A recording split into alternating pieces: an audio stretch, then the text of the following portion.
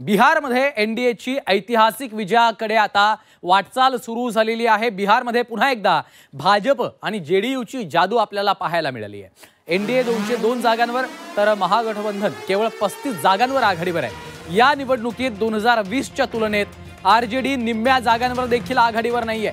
त्यामुळे तेजस्वी यादव यांना बिहारमध्ये आता हा सर्वात मोठा फटका बसलेला आहे। तर काँग्रेसने देखील सुमार कामगिरी केलेली आहे। बिहारमध्ये विरोधकांचा सुपडा साफ झालेला आहे। अशा पद्धतीचं चित्र आपल्याला पाहायला मिळते। ज्या पद्धतीचे एक्झिट पोल आलेले होते, एक्झिट पोलनी पुन्हा एकदा एनडीएचं नितीश कुमार यांच्या सरकारच्या बाजूने कौल दिलेला होता आणि त्याच पद्धतीचा आता जवळपास हे कल आपल्याला पाहायला मिळतात। ऐतिहासिक विजयाकडे एनडीएने ही वाटचाल सुरू केलेली आहे। त्यामुळे बिहारमध्ये पुन्हा एकदा भाजप आणि जेडीयूची जादू आपल्याला पाहायला मिळालेली आहे। पुन्हा एकदा बिहारी जनतेने, बिहारच्या नागरिकांनी, बिहारच्या लोकांनी नितीश कुमार यांच्या नेतृत्वाखालील एनडीएला त्या ठिकाणी आपला कौल दिलेला असल्याचं पाहायला मिळतंय।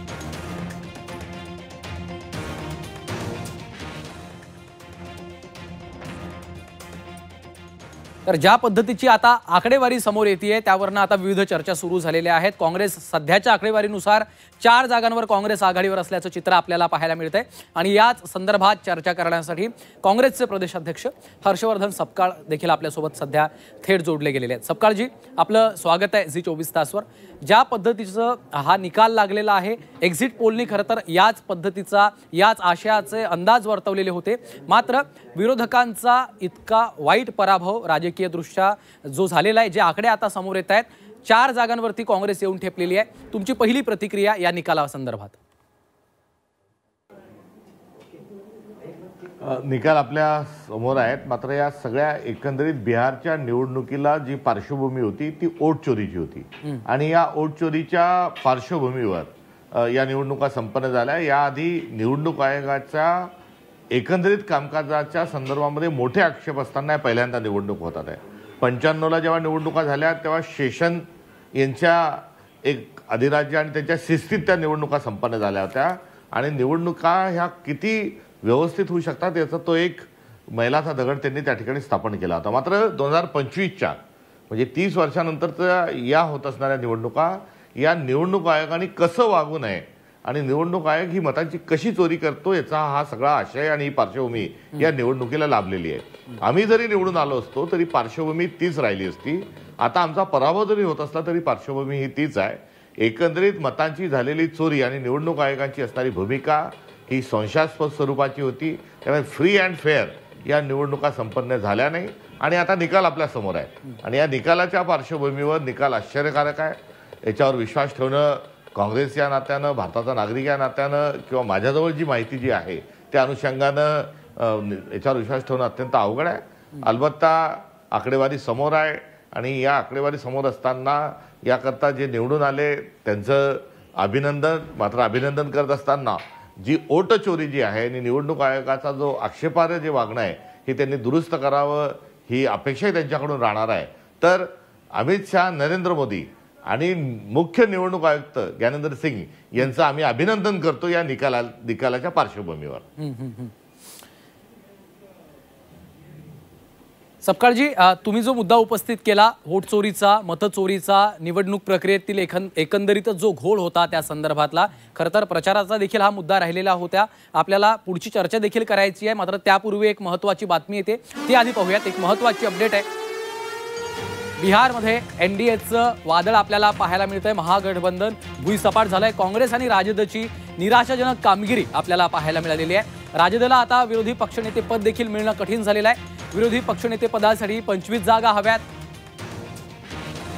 बिहारमध्ये एनडीएचं वादळ अक्षरशः असल्याचं चित्र सध्या आपल्याला पाहायला मिळतंय। काँग्रेस आणि आरजेडीची निराशाजनक कामगिरी राहिलेली आहे। विरोधी पक्षनेते पदाचं देखील आता एकंदरीतच काय होतं याकडे लक्ष लागलेलं आहे। सपकाळजी, विरोधी पक्षनेते पदापर्यंतचा आता हा मुद्दा येऊन पोहोचलाय। मात्र ज्या पद्धतीचा निवडणूक प्रचार झाला, तेजस्वी यादव यांच्या रॅली असतील, त्यांच्या प्रचार सभा असतील, राहुल गांधी यांनी पदयात्रा केली तेजस्वी यादव यांच्यासोबत, त्या पदयात्रांना, त्या प्रचार रॅलीला आम्ही बघत होतो या ठिकाणावरनं की तरुणांचा मोठा प्रतिसाद आपल्याला लाभलेला दिसला। मोठ्या रॅलीज त्या ठिकाणी झाल्या, जाहीर सभा पार पडल्या। मात्र ही जी गर्दी झाली होती ती कुठंतरी मतांमध्ये परावर्तित झाली नाही आणि ती का झाली नाही यामागचं आपलं काय आकलन आहे? या संदर्भामध्ये मी बिहारच्या प्रत्यक्ष दौऱ्यावर नव्हतो किंवा त्या संदर्भातल्या कोणत्याही प्रक्रियेशी माझा थेट स्वरूपाचा संबंध नव्हता, त्यामुळे अधिक माहिती घेऊन या संदर्भामध्ये मी त्यावर टिप्पणी करणं योग्य राहील किंवा संध्याकाळपर्यंत आलेली जी आकडेवारी आहे त्या आकडेवारीच्या पार्श्वभूमीवर याबद्दल जरूर बोलता येईल. मात्र विरोधी पक्षनेतापर्यंत येऊन ठेपलेलं आहे हे बातमीच्या आशयानं ही योग्य आहे. मात्र आपल्याजवळ जर संख्याबळ असलं तरी विरोधी पक्ष दिल्या जात नाही, ही भारतीय जनता पक्षाचं जे राजकारण आहे तेही मला आपल्याला या ठिकाणी सांगायचं आहे. विधान परिषदेमध्ये काँग्रेसनी आपला विरोधी पक्षासाठी दावा केलाय, तिथे आवश्यक आमच्याजवळ पाठबळ संख्याबळ आहे, तरीही महाराष्ट्रामध्ये आता विरोधी पक्ष दिल्या जात नाही. दोन्ही सभागृहात विरोधी पक्ष नसताना कारभार रेटणं ही भारतीय जनता पक्षाची एकंदरीत असणारी त्याची प्रवृत्ती आहे, हे या निमित्तानं मला आपल्याला सांगायचं आहे. पुढचा आणखी एक महत्त्वाचा मुद्दा आहे, त्या संदर्भातली ब्रेकिंग जी आहे ती आपण आधी पाहूयात आणि पुन्हा मी तुमच्याकडे येतो. काय बातमी आहे तर राघोपूरमधनं तेजस्वी यादव हे सध्या पिछाडीवर आहेत. 10व्या फेरी अखेर 3200 मतांची पिछाडी आपल्याला पाहायला मिळते. राघोपूरमधून तेजस्वी यादव सध्या पिछाडीवर असल्याचं कळतंय. 10व्या फेरी अखेर 3200 मतांनी ते पिछाडीवर असल्याचं कळतंय. सपकाळजी, राघोपूर हा यांचा पारंपरिक मतदारसंघ आहे, मात्र त्या ठिकाणाहून देखील ते पिछाडीवर आहेत. सुरुवातीला पोस्टल मोजणी झालेली होती, मतमोजणी, त्यामध्ये त्यांनी आघाडी घेतली होती, मात्र त्यानंतर आता ते पिछाडीवर असल्याचं आपल्याला पाहायला मिळतंय. लालू प्रसाद यादव यांचे दोन्ही चिरंजीव खरं तर पिछाडीवर आहेत या निवडणुकीमध्ये. तुम्ही याकडे कसं पाहताय?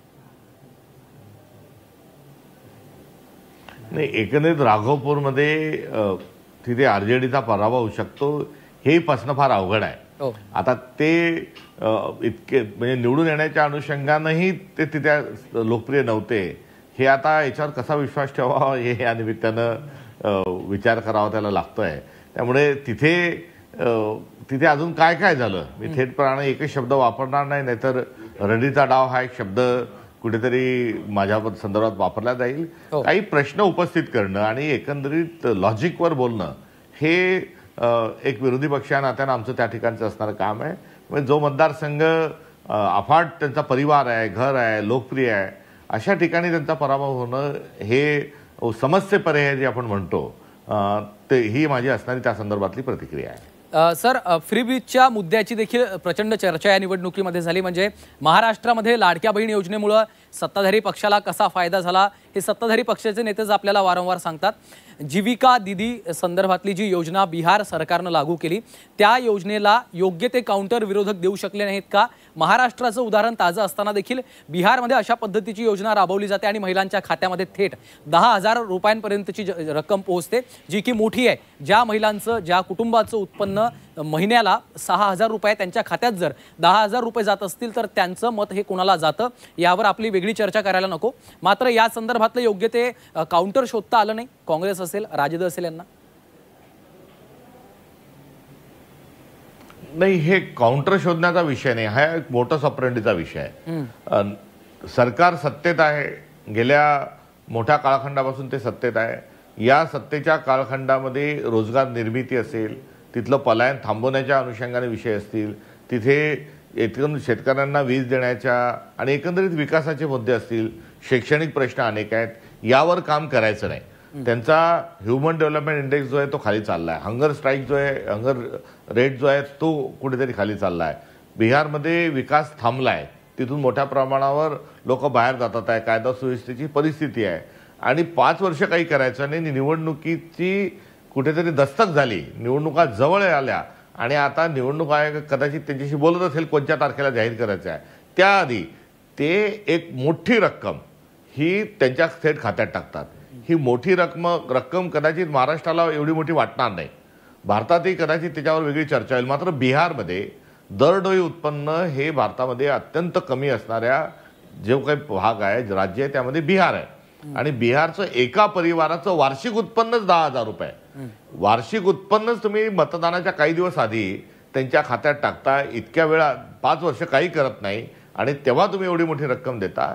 म्हणजे मतदारांना आमिष दाखवण्याचा प्रयत्न आहे का? ही देखील एक चर्चा या निमित्तानं केली पाहिजे. आणि असंच जर असेल तर पुढच्या काळामध्ये गव्हर्नन्स म्हणून आपण कुठे जाणार आहोत. मग तो पक्ष, विरोधी पक्ष, आम्ही काँग्रेस किंवा भाजप असा नाही, तर हा भारताच्या लोकशाही पुढेच पडणारा हा प्रश्न आहे. त्यामुळे सोपं झालंय की जातीवाद करायचा, खात्यात अशा प्रकारच्या योजना द्यायच्या, वोट चोरी करायची आणि निवडून यायचं. एकंदरीत हा आशय जो आहे हा झाकाळून आपल्याला या त्यांच्या अशा मोठ्या विजयाकडे आपल्याला बघता येणार नाही, हे मात्र या ठिकाणी आपल्याला सांगावंसं वाटतं. आणखी एक मुद्दा या संपूर्ण प्रचाराच्या दरम्यान आपल्याला पाहायला मिळालेला होता. तेजस्वी यादव यांचं नाव मुख्यमंत्री पदासाठी जाहीर झालं. त्याच्यानंतर काँग्रेसनं या निवडणुकीमधून अंग काढून घेतलं असं बोललं जात होतं. इव्हन त्यांच्या त्या पत्रकार परिषदेमध्ये काँग्रेसचे कोणीच वरिष्ठ नेते उपस्थित नव्हते. असं खरोखर झालं का, किंवा असं झालं असेल तर ते कितपत योग्य आहे? नाही, असं कुठेही झालं नाही. काँग्रेसचा आणि आमचा आरजेडीच्या संदर्भात जो सीट शेअरिंग आहे त्या संदर्भामध्ये कुठेतरी आमचा अपेक्षाभंग हा तत्कालीन परिस्थितीत झाला असेल. तो अलबत्ता आता आघाडी म्हणून पुढे गेल्यानंतर त्या संदर्भामध्ये काही टिप्पणी करण्याची आवश्यकता नाही. मात्र मुख्यमंत्र्याचा उमेदवार जाहीर कधी करायचा, कोणत्या तारखेला करायचा, दिवाळीच्या आधी करायचा का नंतर करायचा, या संदर्भामध्ये जो प्लॅन होता, जी स्ट्रॅटेजी ठरली होती, त्यानुसारच ठरलेल्या तारखेला, ठरलेल्या वेळेलाच मुख्यमंत्र्याचा उमेदवार हा जाहीर केला. आणि तिथे काँग्रेसने, अखिल भारतीय काँग्रेस कमिटीनी पाठवलेले जे निरीक्षक आमचे जे होते, काँग्रेसचे वरिष्ठ नेते, राजस्थानचे माजी मुख्यमंत्री अशोक गेहलोत साहेब यांनी त्या नावाची घोषणा केली. त्यामुळे जे ठरलेलं होतं त्यानुसारच ते सर्व झालेलं आहे. त्यामुळे कुठे पुढे मागे काय झालं असं सांगणं जे आहे हे माहितीच्या अभावी तो बोलण्याचा प्रकार आहे. जागा वाटपावरून काही चर्चा सुरू होत्या, ते ठीक आहे.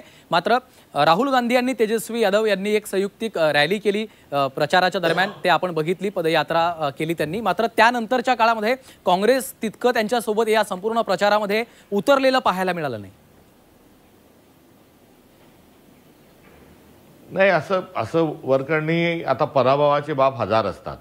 त्यामुळे का झाला नाही याची एक मोठी फेअरलिस्ट टाकण्यात येईल. मात्र असं कुठे काही झालं नाही. आणि जेवढा किमान आणि कमाल जो समन्वय होता आणि तो होऊ शकतो प्रॅक्टिकली पॉसिबल, तेवढा आम्ही आघाडी म्हणून आमच्यात तो होता.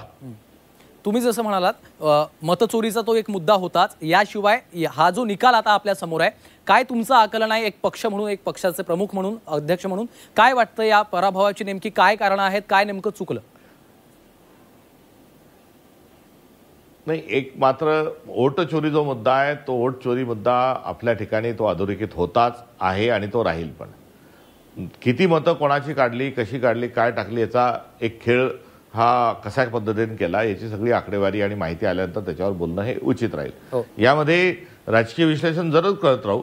मात्र एक राजकीय कार्यकर्ता या नात्यानं आणि एक राजकीय पक्ष या नात्यानं आम्ही संविधानाला अभिप्रेत असणारा भारत निर्माण करण्याकरता कटिबद्ध आहोत. आमची भारतीय जनता पक्षाशी असणारी जी लढाई आहे ती आयडिया ऑफ इंडियाची आहे आणि ती आयडिया ऑफ इंडियाची लढाई आम्ही राहुल गांधींच्या नेतृत्वामध्ये लढत राहू.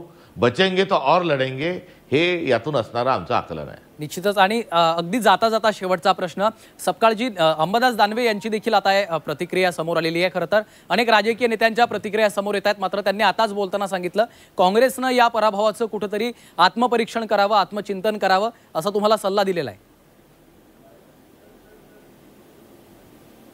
ठीक आहे, त्यांचा असणारा जो सल्ला आहे तो आम्ही मान्य करू आत्मचिंतन. पण आत्मचिंतन सर्वच विरोधकांना करण्याची आवश्यकता आहे, हे देखील तेवढंच खरं. निश्चितच. हर्षवर्धन सपकाळजी, खूप खूप धन्यवाद. तुम्ही झी 24 तासशी बोललात आणि आपल्या या सविस्तर प्रतिक्रियेसाठी.